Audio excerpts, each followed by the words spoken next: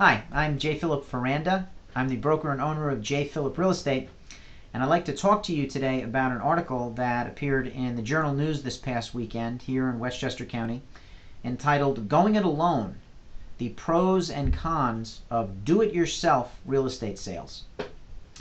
Do-it-yourself is a great thing if you're going to build a go-kart or build a tree house or put up a hammock.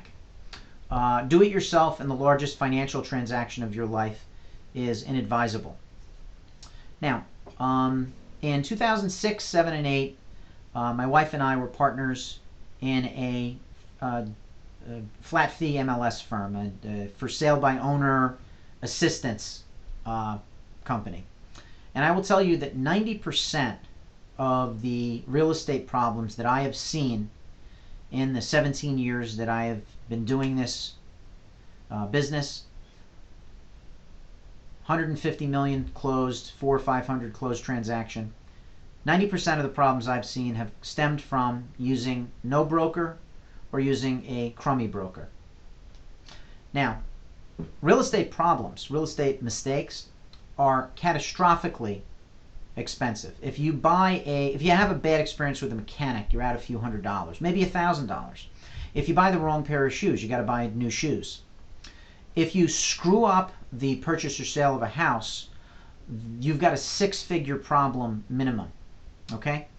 Now, there may be people that think, well, you're a real estate broker. All you want to do is suck the profit out of a transaction, or what value do you bring? Okay, I appreciate that thought, because some people have had a bad experience with real estate brokers, and unfortunately there are some licensees who don't belong in this business, and there is some guilt by association. But that does bring me to another point, and that is this.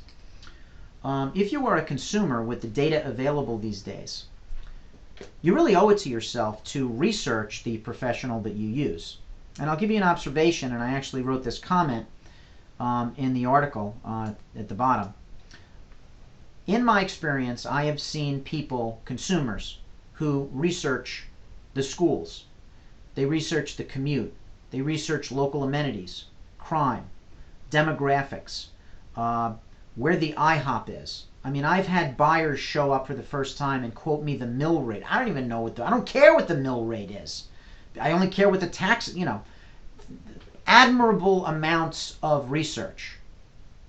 Except then they use Joe Uncle Slob to be their representative, or they hire some loser with a clip-on tie that they met at the first open house they attended, because, what's the difference? All real estate brokers are the same, right? Wrong. You research the professional that you use.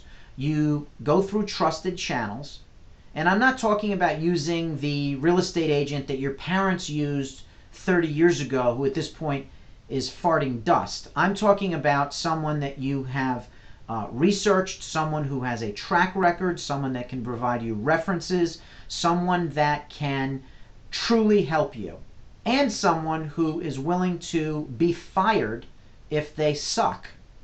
Okay? So I'm all for it. Do things on your own. Build a go-kart. Go to the back of a comic book magazine and find out how you can build a hovercraft.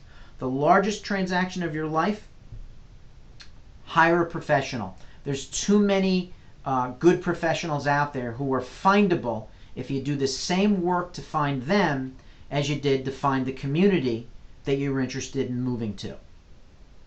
Happy house hunting.